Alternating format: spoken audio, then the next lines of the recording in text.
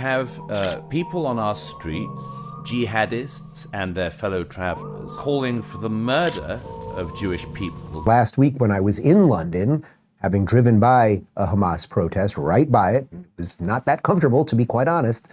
I was actually on my way to the ARC Forum, and I asked Douglas Murray, what do you do when liberalism sort of gets to the end of the road?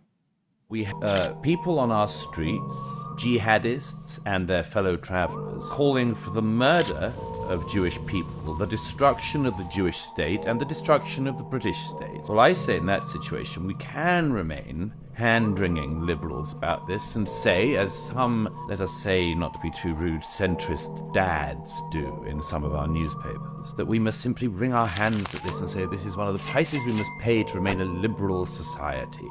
And I say, screw that. Okay, so Douglas is making his thoughts on this and his feelings on this very, very clear. And the UK does have laws about supporting a terrorist organization and glorifying terrorism, as he said earlier. So what do you do? The question is, if you live in London right now, if you live in Paris, if you live in Brussels or Amsterdam, where they have similar laws to all of these things, right? They don't exactly have the First Amendment protections that we have here. And by the way, there are things that we can do here, such as what Ron DeSantis has done in Florida. If you offer material support, say fundraise for these Hamas organizations, we're going to kick you out of our campuses and things of that nature. But what are these liberal societies going to do?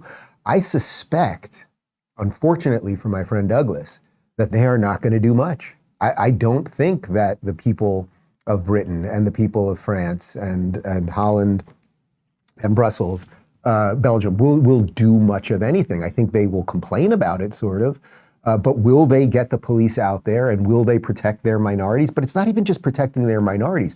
Will they protect the very ideals that make Britain, Britain, and France, France, etc.? I'm not so sure that they will. I'm not so sure that we will do it here, but we better start thinking about it, because this ain't about the Jews. When they are done with the Jews, as I keep saying, do you think they're going to wash their hands of this whole thing? Or will their lips and their mouths be salivating, right? And going, holy cow, game on, let's do it.